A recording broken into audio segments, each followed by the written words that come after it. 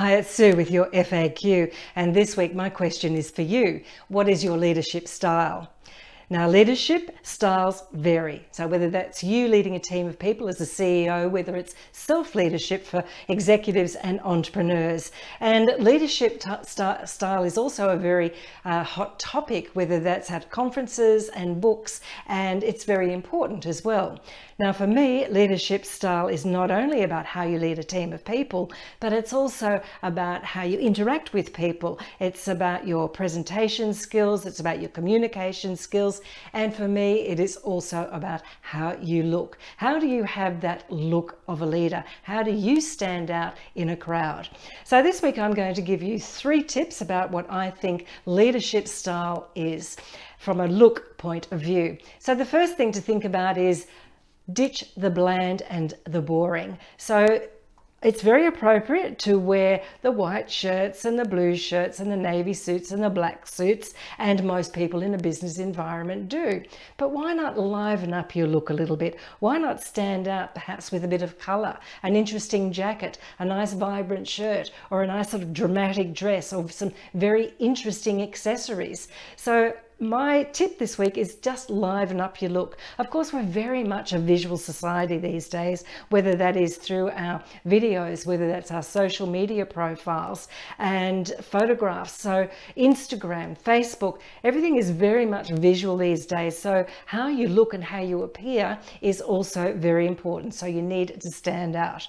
The second thing to think about is to be appropriate.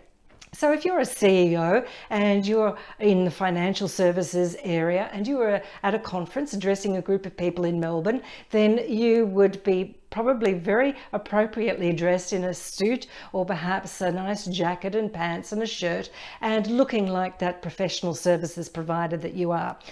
However, if you were still leading a team of people and you were the CEO, for instance, of a non-profit organisation, and you're addressing a group of farmers in a rural area, then your look would be different. No one would expect to see you dressed to the nines. However, you don't want to look exactly like the farmer either. You still want to be looking like a leader, but have a look that's appropriate for that environment. So my third thing is then to think about the environment that you're in. Now, I live and work in a tropical environment, subtropical environment, so I wear light summery things most of the time, and light casual pants, light dresses.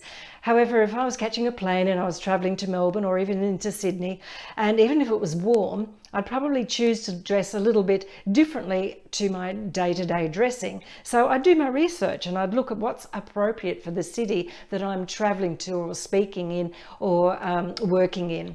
So just think about that environment that you're in as well. So if you are going to a tropical climate like Port Douglas, if you are in New York, for instance, it's a very different look. Different cities, different styles. Again, rural Riverina would be a different look. So you need to think about the environment and do your research when you're working in that environment. And that also applies when you're actually working in an environment to work with people or leading a team of people. So if you are working in that professional services environment, you would look like a professional services provider.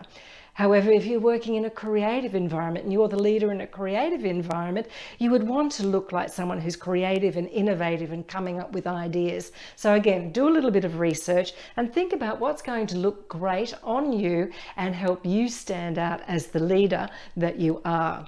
So there's just a couple of tips for you, and if you want to read more about that, you can at my blog this week, suecurry.com.au. But remember, you are the one that's representing your brand. It's not only the logo that needs to look good, it's you. You're the one that's representing your company brand and your company image. So think about that impression that you make, not only the logo that needs to look good, so do you. Keep shining.